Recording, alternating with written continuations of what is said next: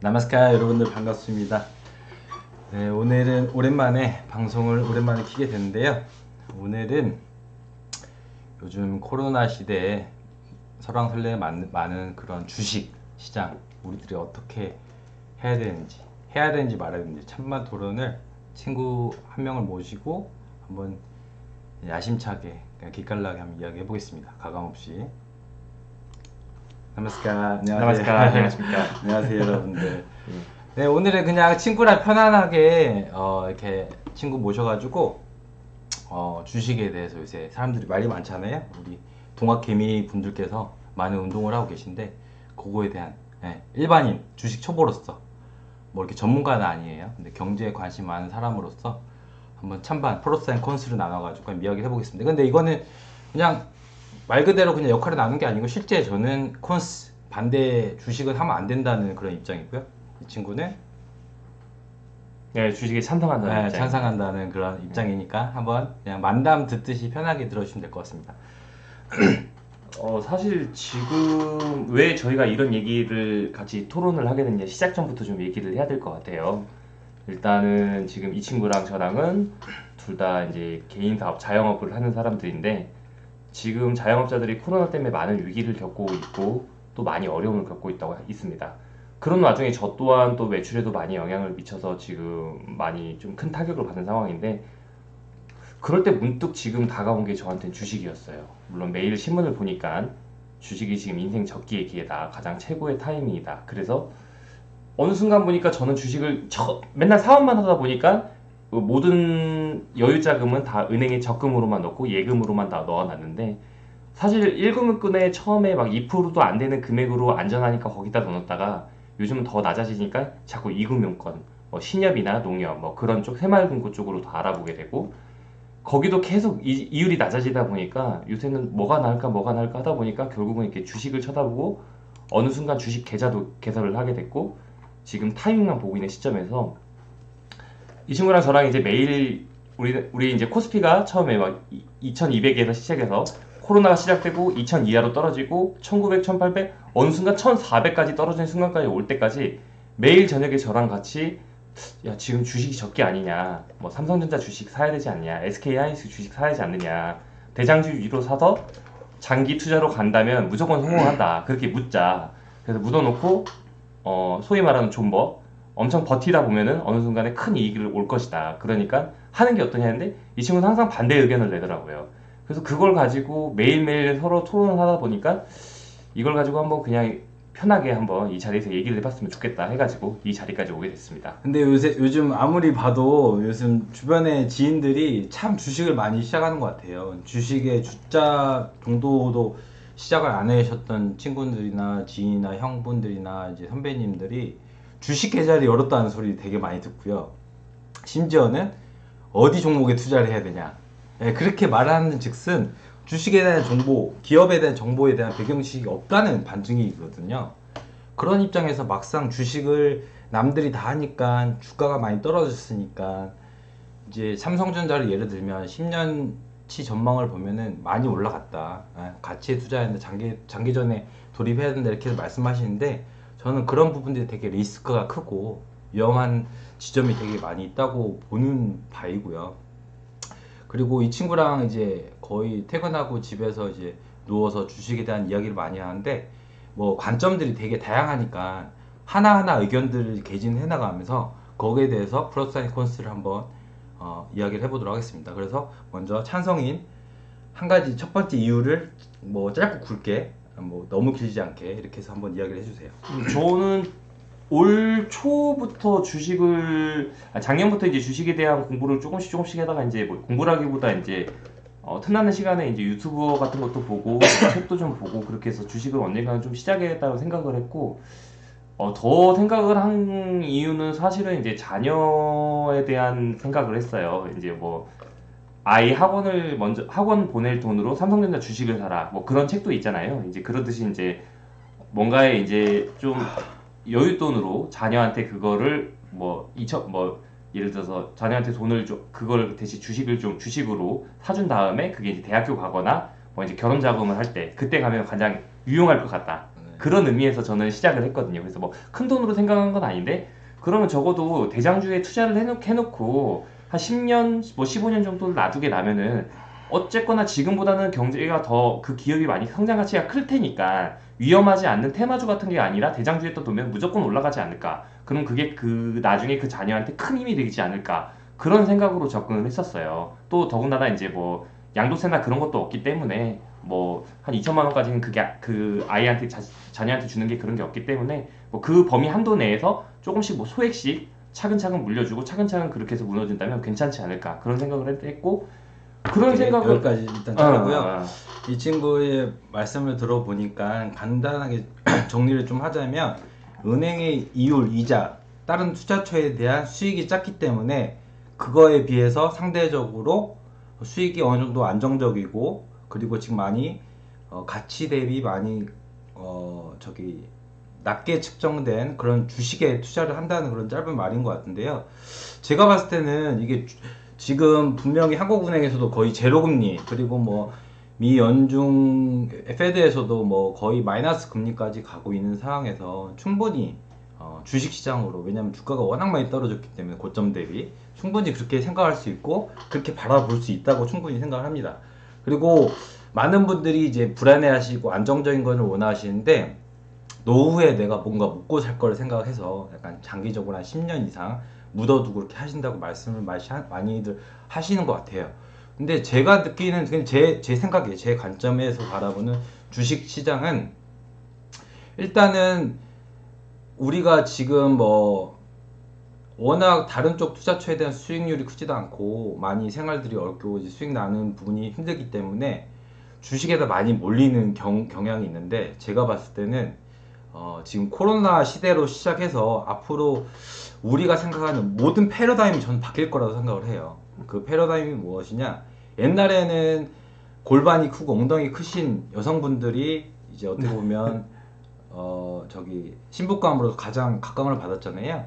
그 시대 신석기 구석기 시대 때 그런 패러다임이 그랬다면 지금 21세기에 살아가고 있는 우리의 그 남자분들이 보는 신부감은 그렇진 또 않잖아요. 그렇듯이 패러다임의 기준도 신석기에서 21세기에 와서 이렇게 바뀌었듯이 저는 코로나 시대를 기점으로 아예 바뀔 거라고 생각합니다. 그리고 오히려 삼성전자라는 대장주 10년 정도 장기전으로 돌입하면 충분히 승산이 있다고 하시는데 저는 그런 대장주들, 대기업들 저는 앞으로 크게 안정적이지 않을 거라고 저는 생각을 하거든요. 물론 삼성전자가 우리나라 대표 기업으로서 거의 뭐 반절에 가까운 우리나라 GDP를 담당하고 있는 그런 기업으로서 잘 되고 성장하길 바라는 마음은 있지만 실제로 지표를 보면 그렇지 않다는 게 현실이거든요. 예. 그런 측면도 있고 삼성전자 그래서 저는 삼성전자 그런 현대영차 우리가 알고 있던 지식 상식의 선에 있는 그런 대장주 대기업들은 특히나 제조업 기반들은 쇠락하거나 없어질 심하게 이야기해서는 없어질 수도 있다라는 그런 가정을 하고 전제를 하고 저는 생각을 하고 있습니다. 예. 예, 그래서 이어서 좀 얘기를 하자면은 그래서 저는 이제 주식에 대한 어느 정도 관심을 가지기 시작했고 어느 정도 좀 오래 버티다 보면은 기업이 성장할 거라 대장주는 계속 성장할 거라 그런 생각을 또 했고 또 더군다나 이제 배당금까지 나오는 그런 시스템이니까 배당금이 참 네. 좋은 것 같아요. 배당금이 적어도 네. 뭐 삼성전자만 해도 삼성전자 우선주 같은 경우도 3% 정도씩 이상 나오는 걸로 알고 있어요. 그래서 그렇게 되니까 우선 그런 것도 배당금도 받으면서 은행보다는 좀 낮고 그래서 그것도 생각을 했고 그러는데 이제 그런 와중에 코로나가 터졌어요. 터지다 보니까 분명히 저는 그 당시 이제 삼성전자랑 삼성전자 우는 항상 좀 지켜보고 있었거든요. 매일매일 그냥 뭐 낮 시간에 일을 하니까 그런 건 안 봤지만 저녁에 그냥 한번 이렇게 쳐다보면은 한번 63,000원 삼성전자 우는 5만 원대 그렇게 있다가 오늘 갑자기 이제 코로나가 터지더니 삼성전자 같은 경우는 6만 원대, 5만 원대, 4만 원대 계속 떨어지는 거예요. 그래서 이쯤에서 이제 좀 들어가야 될 시점이 아닐까라고 생각하면서 처음에는 투자할 금액이 소액이었다가 코스피가 1,400까지 떨어지니까 더 큰 돈 하면 어떨까? 이 친구한테도 막, 야, 나 돈 좀 더 투자하는 게 어떨까? 막 그런 생각이 들고 더 욕심이 나더라고요. 그러다가 이제 조금 마음을 가라앉힌 게 지금 분명 되게 마음이 급하신 분들이 많을 거예요. 지금이 가장 하락세라고 생각하고 지금이다 하고 들어가야 되는데 저도 얼마 전까지 그게 마음이 급했어요. 1400까지 내려갔던 게 다시 튀어 오르니까 너무 늦었나? 빨리 사야 되나? 지금이라도? 그런 생각을 하면서도 길게 봤죠. 이제 코로나가 지금 이렇게 지켜보면 뭐 약이 개발되더라도 올해 안에는 해결되기가 어렵다. 약이 개발되더라도 상용화 되려면 꽤 시간이 걸리기 때문에 올해 안에 해결되기 어려우면 경제는 계속 상황이 악화될 거고 지금 미국이나 유럽은 더 심각해지는 상황에서 아직은 투자 시점이 아니다 해가지고 전 지금 기다리고 있거든요. 좀 더 참고 참아보자 해서 적어도 코스피가 그냥 제가 전문가는 아니니까 뭐래도 한 1000 근접대까지로 더 1100, 1200 이하로 떨어질 것 같다는 생각을 한 거예요. 그래서 기다리고 있는 중이고 그 시점이 온다면은 아무래도 그때쯤 투자하면 좋은데 물론 테마주는 절대 아니고 저는 삼성전자에 투자할 생각이에요. 삼성전자 투자하면은 분명히 그만한 가치의 큰 기업은 물론 지금 개미들이 지금 다 버텨주고 있기 때문에 삼성전자 주가가 많이 무너지진 않지만 오히려 한국 전체 코스피는 막 흔들리는데 삼성전자는 오히려 작년 초에 삼성전자가 급락했을 때 3만 얼마까지 떨어졌을 때가 있는데 거기까지는 안 갔단 말이에요. 이렇게 코스피가 1400까지 가더라도 삼성전자가 그만큼까지 흔들리진 않았어요. 물론 그만큼 개미 군단들이 동학 개미 운동이라고 벗어주긴 했지만 어찌 보면 우리나라 원화보다도 더 안정적이라는 생각이 들었어요. 그리고 더군다나 코스피를 의해서 패러다임이 바꾼다 한들 삼성전자도 똑같이 그의 패러다임이 바뀌어서 많이 바뀌어 나갈 거라는 거예요. 그래서 이 시스템이 뭐 재택근무나 뭐 그런 거 하더라도 반도체 사업이나 그런 건 더 활성화될 거고 사업 방향이 바뀌어서 더 활성화됐다고 생각하니까 그 코스피로 인해서 무너진 거는 어느 정도 코스피가 끝나면 반등될 거다. 그렇게 생각을 했기 때문에 물론 경제가 대공황처럼 길어질 수는 있지만 그래도 장기로 계속 묻어놓는다면 어느 순간 은행 이자보다 훨씬 괜찮은 수익률이 날 거다. 그래서 안정적일 거다. 근데 이 친구가 말하는 것도 일리가 참 있는 게 보복적 소비 심리라는 그런 용어가 있다고 합니다. 보복적 소비 심리라는 거는 이제 코로나로 인해서 사람들이 많이 락다운돼 있고 뭐 쇼핑을 못 하고 돈을 소비를 할 수 있는 그런 상황이 안 되기 때문에 코로나 시대가 종식이 뭐 백신이 나와 종식이 된 이후부터는 사람들이 그동안 쓰지 못했던 그런 돈을 소비를 보복적으로 소비를 한다는 그런 개념이거든요. 그럴 때 있어서는 반도체 호황이 이루어질 수는 있다고는 보는데 일단은 지금 현대형차나 이제 삼성전자 대표적인 우리나라 기업으로서 지금 현재 요새도 지금 뉴스가 나오고 있긴 하지만 제조업 공장으로서 지금 한국이랑 그 몇 군데 말고는 다 지금 폐쇄됐다고 합니다. 그래서 특히 유럽에도 공장이 많고요. 그리고 미국, 뭐 중국 이런 쪽, 베트남 쪽에도 많이 진출해 있는데 이런 공장이나 기업들이 일단은 그냥 문 닫는다고 해서 그게 끝나는 게 아니고 고정비, 뭐 인건비 이런 것들이 다 고정적으로 나가는 거거든요. 그리고 하나하나들이 기회비용들이 자꾸 발생을 하고 그리고 삼성전자가 신제품을 야심차게 내놨다 S20 저도 살려고 했었던 건데요. 그것도 이제 작년 대비 실적이 거의 30%대밖에 안 나오면서 많은 지금 어려움을 겪고 있다고 생각을 하고 그리고 지금 미국이랑 유럽을 필두로 지금 아프리카, 남미 쪽도 지금 인도까지 퍼지고 있거든요. 그런 상황 속에서는 이제 전 세계적인 팬데믹, 세계적 대공황 정도의 그 상황이 올 것 같아서 저는 이런 상황이 길어지면 길어질수록 오히려 우리나라 대표 간판 기업들한테는 좀 많이 불리하다고 생각을 하고 물론 그 이후에 잘 마무리해서 잘 준비해서 이제 그 공황이 끝나고 난 다음에는 좋아질 수 있겠죠. 근데 그게 얼마나 버틸 수 있는 그런 체력이 되냐가 중요한 건데 그게 쉽지 않다고 보고요. 왜냐면 국내 문제만이 아니라 전 세계적인 문제이기 때문에 그리고 아무리 백신이 나온다고 해도 사람들의 소비 심리, 그런 위축 심리, 그런 두려움 그런 게 쉽게 가시지가 않습니다. 그래서 그 보복적 소비라는 개념도 그 백신이 나오고 어느 정도 종식이 된다고 하더라도 또 쉽게 반등을 할 거라는 생각을 좀 어렵다고 좀 회의적이라고 생각을 합니다. 네.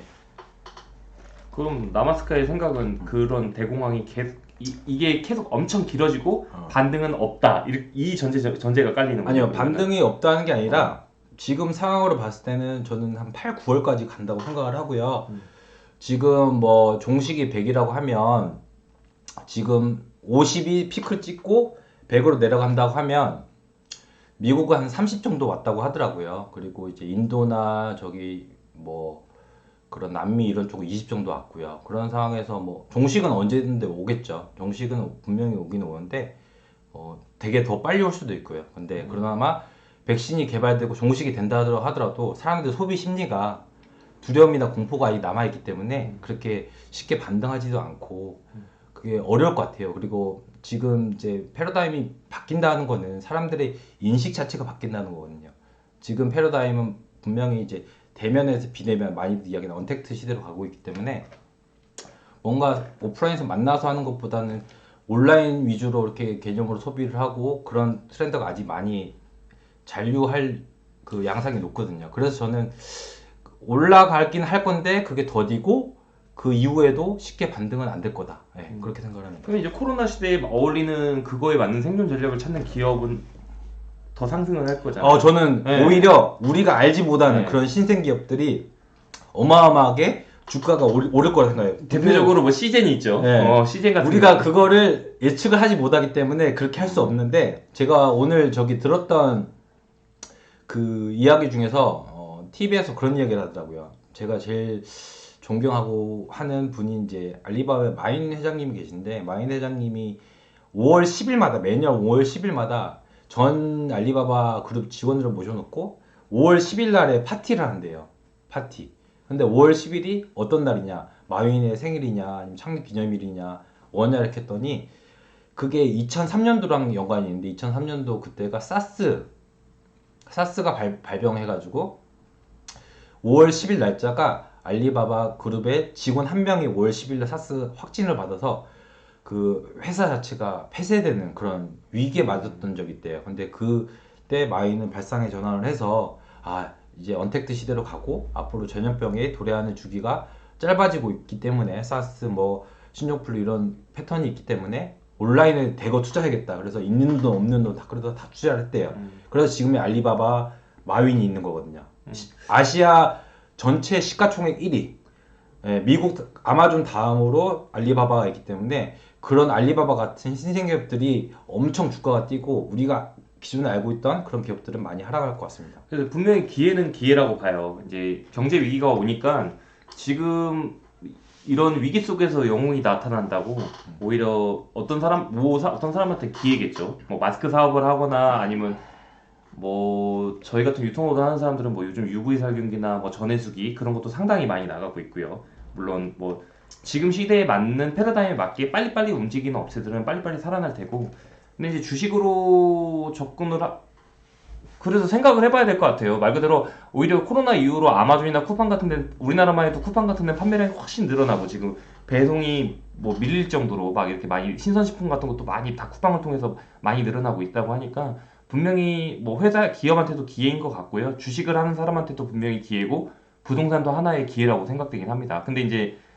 어느 시점에서 어떻게 투자를 하느냐에 따라서 누군가한테는 기회가 될 수 있을 거고 누군가한테는 그게 최악의 투자가 돼서 인생을 좀 나락으로 가게 하는 역할이 된다고 보는데, 어쨌든 저의 시점에서는 저는 그래서 코로나가 장기화 된다고 생각하고 기다리고 있는 상황이고, 지금 코스피도 1400까지 떨어졌다가 지금 1700대로 다시 올라왔지만 저 역시도 지금 이게 그냥 데드캣 바운스라고 생각합니다. 더 하락하기 전에 잠깐 일시적으로 올라가는 형태고 그런 상황이라 생각하는데, 저는 좀 비관론적인 게, 아마 유튜브를 많이 시청하신 분도 알겠지만 지금 과연 한국은행들은 다 괜찮을까, 뭐 보험은 다 괜찮을까, 원하는 과연 안전할 것인가, 그런 거 많은데 저도 상당히 비관적이거든요.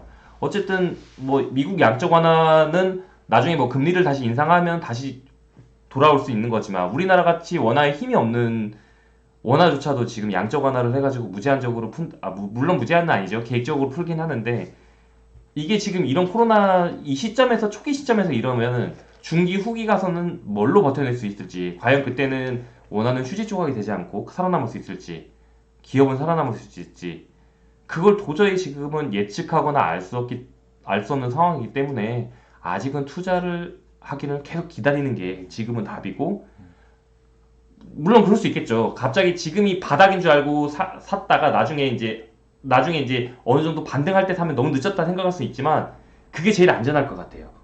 미국이나 그런 유럽에서 어느 정도 안정화가 되고 세계가 점점 코로나에 적응을 해가면서 기업들도 그 안에서 생존법을 찾아나가는 그 시점, 그때는 이미 반등을 했겠죠. 하지만 그때가 오히려 무릎이라고 생각되거든요. 오히려 허리라고 생각해도 그때 사는 게 더 안전할 것 같습니다. 뭐 허리에 사서라도 반등이 돼서 다시 어깨까지만 올라오더라도 나는 수익을 얻을 수 있으니까 너무 이렇게 투기적인 욕심만 부리지 않는다면은 기다리고 그 시점이 와서 산다면 그 시점이 허리여서 샀다 무릎에서 팔다 하더라도 나는 충분히 은행 이자보다는 큰 이익을 볼 수 있고 못해도 한 10%의 이자율은 벌 수 있지 않을까. 그런 거를 또 그나마 안정적인 대장주를 선택하면 대장주는 분명히 그런 삼성전자 같은 데가 바보 같은 기업은 아니거든요. 우리는 최인류 기업 중 하나인데 분명히 이 시기를 타개할 수 있는 만한 다른 수익 차원이나 다른 방법으로 더 개척해 나가기 때문에 분명히 가능할 거라고 생각합니다. 일단은 저희는 뭐 절대 주식을 조장하는 방송이라든지 아니면 주식을 뭐 비관하는 그런 방송은 아니기 때문에 그런 거는 참고만 해주시고 제 개인적인 입장이기 때문에 참고만 해주시고요. 그리고 이제 일단은 저는 주식을 딱 크게 두 가지 관점으로 보는데요. 저는 저점을 1200 선을 지지해가지고 그때까지 갈 것 같습니다. 1200까지는 더 밑으로까지는 안 내려가고 그 시점이 언제라고 보세요? 왔다 갔다 할 것 같은데, 예, 그러니까 시점보다는 그냥 저점이 1200 정도에서는 이제 거기 받쳐줄 것 같고요. 근데 일단은 저는 주식을 인간의 그런 인문학적인 관점으로 좀 바라봐야 된다고 생각을 합니다. 그 이유는 뭐냐면 사람이란 게 욕망의 동물이 본능이거든요. 근데 욕심을 한번 가지게 되면 내가 이 시점에 내가 주식을 좀 해야겠다 해서 첫 발을 들이게 되면 욕심이 그 눈앞을 가리게 되는 거거든요. 그래서 저는 아예 주변 지인들한테도 말리고 하는 것도 거기서 주식에 해서 돈을 따더라도 거기서 멈출 수가 없어요. 멈출 수 없고 거기서 계속 또 하게 돼요. 또 따요. 또 계속 따서 200~300%또 땄어요. 거기서 또 안 멈춰요. 계속 10년, 20년 계속 오버롤하게 하다 보면 결국에는 마이너스. 이게 현실이거든요. 개미들한테는. 기관들에 대한 투자를 따라갈 수가 없어요. 그 정보들은 항상 동학 개미들은 미디어에 나온 그 정보들은 항상 2발, 3발, 10발 늦은 정보를 얻기 때문에 기관 투자를 따라잡을 수가 없어요. 걔네들은 모니터를 수십 개, 수백 개, 심지어 AI를 켜놓고 하기 때문에 아무튼 욕망이라는 그런 단어가 주식을 좀 힘들게 할 것 같고요. 두 번째로는 욕망도 욕망이지만 주식을 한번 하게 되면 저는 사람들이 쌈짓돈이란 말을 되게 많이 하는데 저는 쌈짓돈이라는 게 없다고 생각해요. 10만 원 없어도 되는 돈, 저는 그게 없다고 생각하거든요. 10만 원 없어도 되는 돈이라고 넣어놓잖아요. 그래도 계속 보게 돼요. 10만 원 아깝거든요. 말은 그렇게 해도 넣어놓고 나면 계속 신경이 쓰이고 올라갔나 내려갔나 계속 체크하게 돼 있고 신경 쓰이고 생각하게 되고 그러면은 되게 그게 로스라는 거죠. 주변에 제 지인들 중에서도 이제 주식하는 분들 보면 돈을 투자해놓고 그거를 뭐 장기전을 하신다고 하고 이제 그냥 묻어놓고 그냥 자기 일을 하시면 되는데 보통은 그게 아니에요. 계속 쳐다보게 되죠. 계속 주식 차트만 봐요. 네. 일을 안 하시고 그게 전 문제라는 거죠. 욕망이랑 이거는 다른 거에 해차를 하게 된다. 그런 두 가지 관점으로 저는 인문학적 관점으로 주식을 좀 바라봐야 되지 않을까. 뭔가 자기에 쏟아부을 수 있는 더 정률적인 일에 하지 못하고 좀 이제 계속 쳐다보게 되죠. 그죠. 저도 아직 투자를 시점을 기다리지만 자꾸 보게 되더라고요. 그러니까 네. 처음에 안 본다고 했거든요. 일할 시간에도 이 친구야말로 자꾸 보게 돼요. 장기전으로 해서 쌈짓돈을 한다 그러는데 금액도 자꾸 올라가고 왜냐면 투자 시점을 봐야 되니까. 예산 버젯도 자꾸 올라가고 처음에는 뭐 이렇게 했다가 뭐 10에서 100으로 올라가다 자꾸 올라가고 그리고 안 보고 장기전 했는데 자꾸 보게 되고 그게 현실이거든요. 그리고 가장 큰 거는 그 투자의 규제라는 워렌 버핏 형님도 그 회사에서 투자했던 그 리스트를 봤더니 40% 이상 승률이 없어요. 거의 한 30%예요. 70%는 다 마이너스. 평균적으로 20%였대. 네, 20%. 예. 정확한 20%일 거예요. 거의 그 50% 이상이 안 돼요. 한 20% 정도밖에 안 돼요. 근데 이제 알짜배기 금액이 많이 뛰었기 때문에 그게 그 사람이 자산이 높아지고 했고 그리고 워렌 버핏 형님이 말씀하신 것 중에 가장 그 와닿았던 말은 뭐냐면 가장 좋은 큰 투자는 주식이라고 안 했어요. 뭐라고 했냐면 자기 자신한테 투자하는 거라 했어요. 저는 주식할 돈으로 차라리 맛있는 밥을 사 먹겠습니다. 자기 자신한테 투자해서 주식에 투자한 거잖아요. 워런 버핏 형님을 얘기하자면 다시 한번 얘기하자면 워런 버핏 형님이 그랬어요. 모두가 호황인 파티에서는 절대 그런 걸 경계하고 남들이 불황이고 모두가 불황일 때 그때를 뭐라고 하죠? 자만하지 그때를 기회다. 그때가 기회다. 그러니까 결국 지금 코로나 같은 시기가 지금이 기회다. 이렇게 얘기하는 거죠. 누군가한테 절대적인 기회이긴 합니다. 근데 이제 어디에 투자하고 어떻게 투자하고 언제 투자하는 시점이 중요한 거지. 지금이 분명히 기회이긴 기회라고 봐요. 제가 그렇게 생각했던 이유는 이제 2008년도 경제 위기 때 제가 이제 막 그 당시에 이제 취업하려고 이제 저희 둘 다 알아보는 시점이었는데 기업들이 다 신입사원 채용을 안 하는 거예요. 갑자기 취소되거나 하반기 채용 공고를 갑자기 그랬는데 저도 그 당시에 그래서 한 취업할 때 많은 피해자였는데 그 당시에 한창 유행했었어요. 펀드가요. 브릭스 펀드 막 그런 것들 한참 유행해가지고 저도 뒤늦게 그걸 합류했다가 경제 위기가 터지는 바람에 펀드 수익률이 막 떨어지는 거예요. 그때 막 이제 매일 신문을 보면 최악의 코스피가 최악으로 떨어진다 해서 결국은 저도 그 펀드를 한 반절 50% 이제 손절을 하고 제가 이제 뺐던 경우가 있었는데 근데 이제 그 시점에서 좀 이렇게 그걸 좀 기다리고 놔뒀으면은 경제기가 풀리고 다시 좀 좋아졌을 텐데 좀 기다렸으면 괜찮지 않았을까. 아무것도 모르고 그냥 묻지마 투자를 했다가 약간 그랬던 케이스인데. 그러니까 이게 네. 저는 이제 뭐냐면 역사는 반복이 된다는 말이 있잖아요. 우리가 이제 가장 큰 위기에 있었던 게 이제 30년 안에서 복귀를 해보자면 1997년도에 뭐가 있었죠? IMF가 있었죠. 1997년도. 그 다음에 2007년도가 7년도 리먼 브라더스 있었죠. 8년도, 예. 그러니까 그게 10년 거의 주기예요. 그리고 2020년도에 코로나로 인해서 이런 사태가 벌어졌는데 10년 주기로 이렇게 해서 주가가 폭락했다 다시 오른다는 그런 사람들이 설을 이야기하고 그렇게 해서 지금 많이 저점을 내려가기 때문에 올라간다 이야기하는데 그거는 저는 관점이 그러니까 기준이 다르다고 보는 게 한번 잘 들어보세요.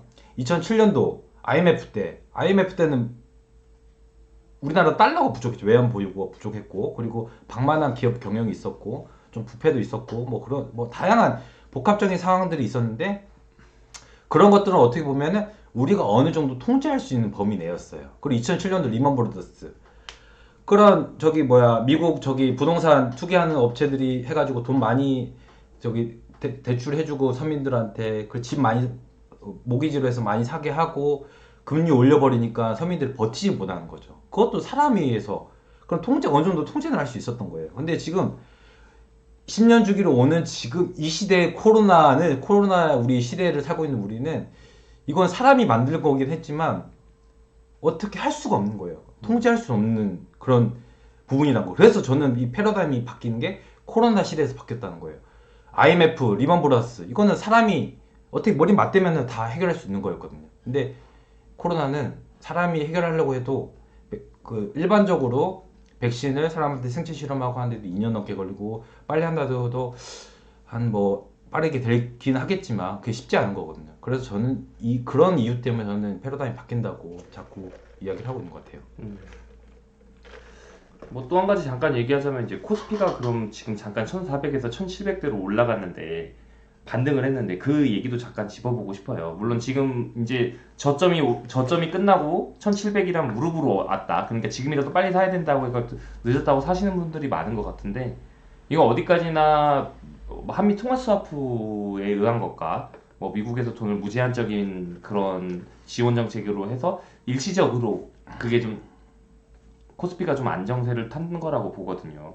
하지만 이게 지금 이게 꾸역꾸역 버티고 있다는 생각이 들어요. 근데 마찬가지로 그게 저는 한 가지 원인이라고 보는데 정치라고 봐요. 이게 지금 우리나라도 지금 총선을 앞두고 있는 상황이고 경제가 무너지면 무너질수록 여당 쪽엔 좋지 않은 입장인 거고. 맞아. 트럼프도 이제 11월에 대선이 있는데 네. 자기 대선이 끝날 때까지는 아무래도 트럼프는 경제 대통령이라는 이미지로 계속 밀고 나가서 재선을 하려고 하는데 그거의 가장 큰 게 이제 미국의 주가 지수거든요. 주가 지수가 떨어지면 자기의 그런 캐치프레이즈는 무너지기 때문에 어떻게든 미국이라는 양적 완화가 가능하기 때문에 그것 때문에 지금 버텨나가고 있는 거라고 봅니다. 그래서 지금 정말 이 코스피나 미국 지수 같은 경우는 이렇게 부여잡고 끌고 올리고 있는 거라고 봐요. 그러니까 이게 버티지 못하는 한은 이제 이게 어느 순간 근데 팍 무너질 거라는 생각이 듭니다. 더 이상 코로나라는 것 때문에 이런 이런 부양책들이 못 버틸 거라는 생각이 저는 엮기로 좀 이렇게 부여잡고 있는 거라고 보거든요.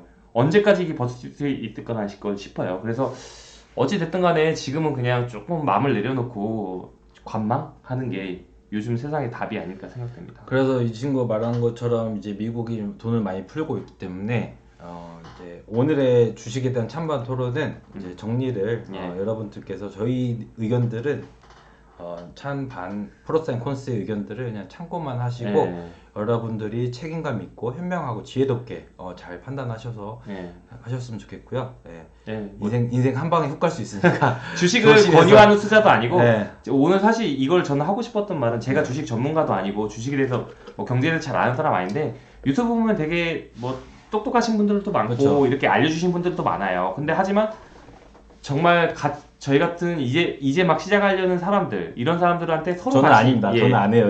이야기를 공유하고 네. 같이 또 나누는 그런 시간도 됐으면 해서 이걸 한번 컨텐츠로 한번 그래서 얘기해봤습니다. 이 친구가 이제 예. 마지막에 했던 말이 이제 저희의 다음 컨텐츠가 될 건데요. 이제 그 미국의 지금 패권이 앞으로 계속 유지가 되느냐. 그것도 저희 맨날 이야기했던 만담 주제 중에 하나였는데 이 친구는 미국이 그래도 그대로 갈 것이다. 저는 아니다였거든요. 미국이 파워시프트가 다른 곳으로 갈 것이다라는 그걸 했었는데 다음에는 그런 내용이랑 환율이랑 같이 겹쳐가지고 이 시대의 달러의 위상이 앞으로 계속 갈 것인가 아니면 뭐 위안화라든지 뭐 저기 그 리브라 그 전자화폐라든지 그런 걸로 갈 것인지 뭐 그런 거에 대해서 한번 다시 또 이야기를 해보겠습니다. 네. 그래서 오늘 주식 찬반 토론은 좀 허접하고 준비도 많이 소홀했지만 여기까지 하고 여러분들 코로나 시대에 건강하고 안전하게 그런 좋은 주말 보내셨으면 좋겠습니다. 네. 여기까지 나바스카였습니다. 안녕히 계세요. 나바스카. 나바스카.